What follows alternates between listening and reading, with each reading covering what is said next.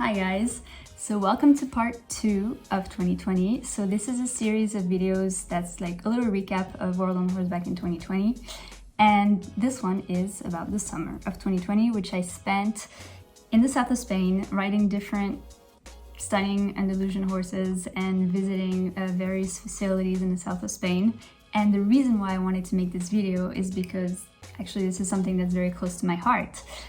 If you know me, you know that I am obsessed with Spain and the south of Spain, and you know, I've been pretty much since the first day I set foot there, which was in 2009. I was a student at the time and I was just, you know, going to Spain for the summer, and when I arrived there, I knew the moment I got there, this is where I want to be, this is where I want to live, this is where I want to be buried. Okay, that's weird.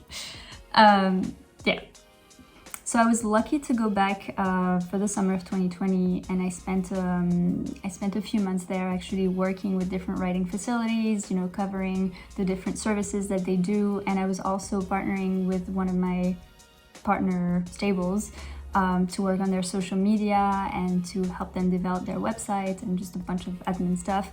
So I was there, you know, I kind of hustled my way into staying in Spain for a little while. I also hosted a couple of retreats, but that will be a separate videos for those who are curious about what a retreat looks like, what a World on Horseback retreat looks like, and what we do, and you know, how it works and how it unfolds. This will be the next video. So I hope you like it, and if you do, please hit the like button, subscribe, and the like bell thing so that you get notified when there's a new video that comes out. All right, let's do this.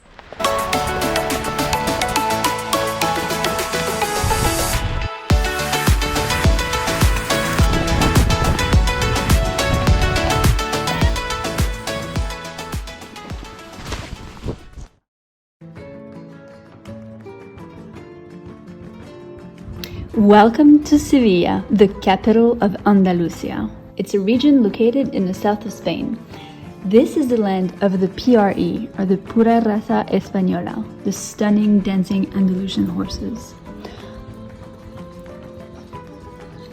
Andalusia is also home of the Marismeña breed. It's a semi-wild breed that roams freely in the reserve of Doñana, one of the largest natural parks in Europe.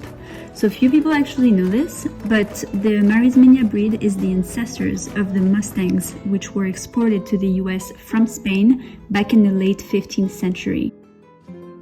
And the Marismeños now roam freely in the park near the town of El Rocio. So if you have seen my first video, I actually talk about El Rocio, which is a small sandy town in the south of Spain. And in El Rocio, everybody goes around on horseback. So from the little kids that ride their horse to their grandparents' house, to people having tapas and drinks on horseback, just people going around, like this is part of their culture. So I was very excited to be part of that.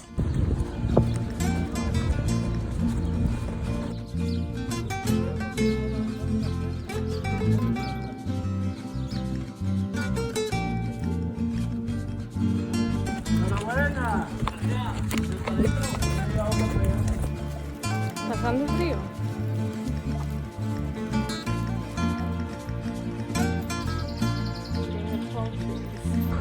So yeah, this is me pursuing my dream. Matilde working hard, cleaning paddock.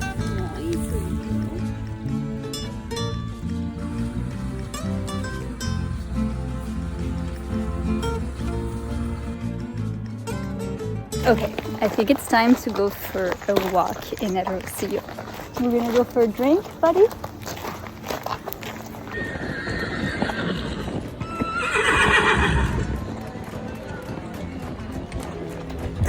Okay, so I'm in El Rocio, which is a small town in the south of Spain, and here people actually go around on horseback.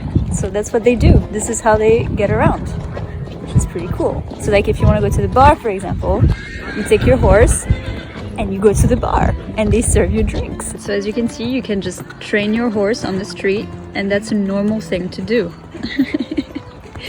And I love it.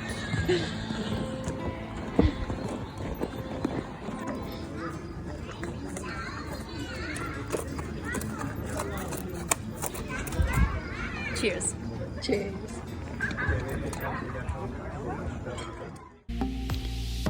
Okay, let's move on to my summer crush. You can't really see it here, but this PRE was just castrated a couple of weeks before that. And it usually takes a few weeks to a couple of months for stallions who get castrated to start to slowly change their behavior and to essentially calm down. But you really can't tell that here because he's just the sweetest.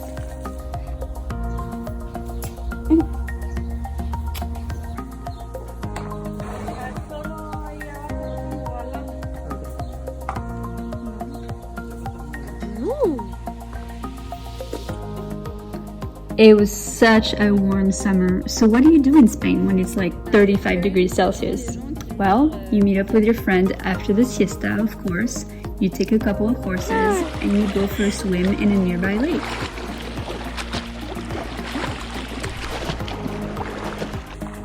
This is Noah.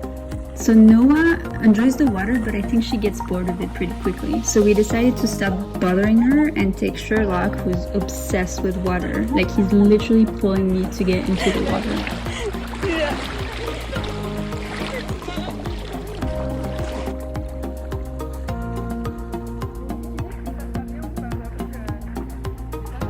So at one point, he even like started to try to roll in the water, and I didn't even realize, like amateur hour. so he just kind of went ahead and started rolling, and by the time I realized, well, he was already like knee deep in the water, and I was just like, let's go, and then I fell back. Allez.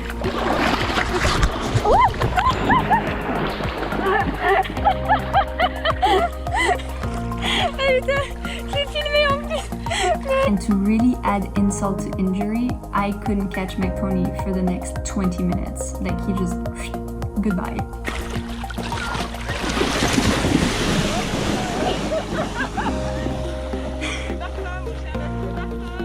Ça y est, il a terminé. So every week, my friend Sandrine and I would take a few ponies out for a ride. So here I'm riding Noah. She's a sassy Spanish mare who's very courageous and who actually gave me the desire to start adventure riding again, like a few years ago. So we took Noah and Sherlock and Pepsi, who's a mare, a young mare who just started, and we took her with us for training. So we didn't need to take her on a lead rope. As you can see, she was following my horse Noah everywhere, like literally not letting any other horse get anywhere close to her and following my horse non-stop. Like she's so clingy. How clingy can you get?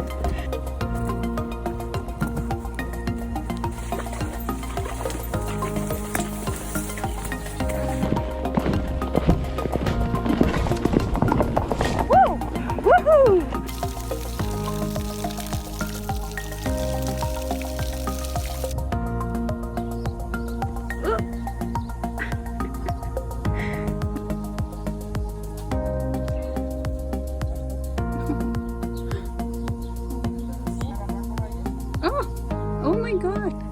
So one of the really cool things I got to do last summer was to meet a longtime Instagram friend who you probably know, or you may know, or know of her horse Bumba. Her Instagram handle is very hard to say, so I'm just gonna write it here. And she wasn't too far from us, so we decided to rent a car and say hi to her. She's this really like positive, laid back, gypsy kind of vibe, natural horsemanship girl, and she's awesome.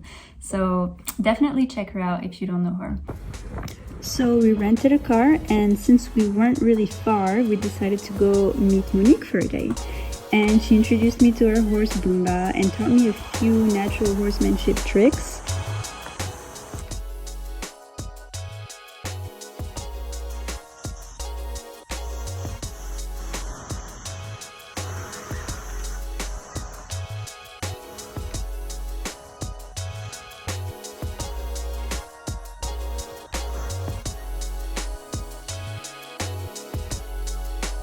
He absolutely loves scratches, and you can basically use this as bait to do cool tricks with him, like this one.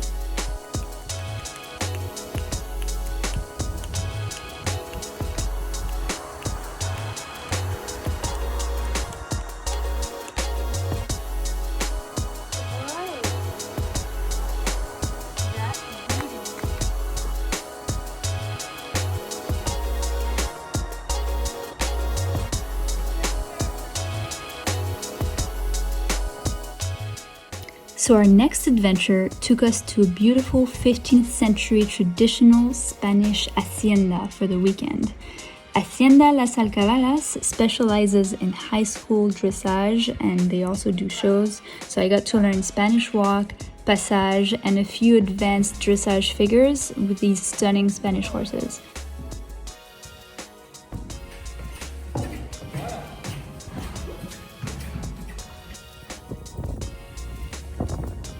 Whoa.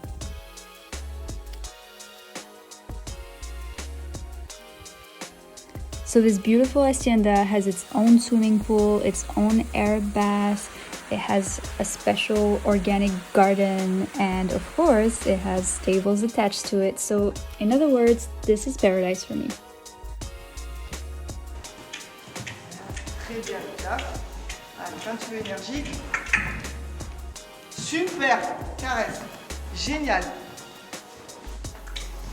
Énergie. Allez.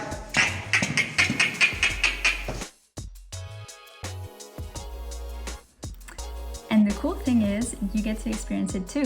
So I'm actually planning on hosting a few retreats in 2021 with Hacienda Las Alcabalas. So if you're interested in finding out more information, I'm leaving a link below in the description with more details. So feel free to check it out.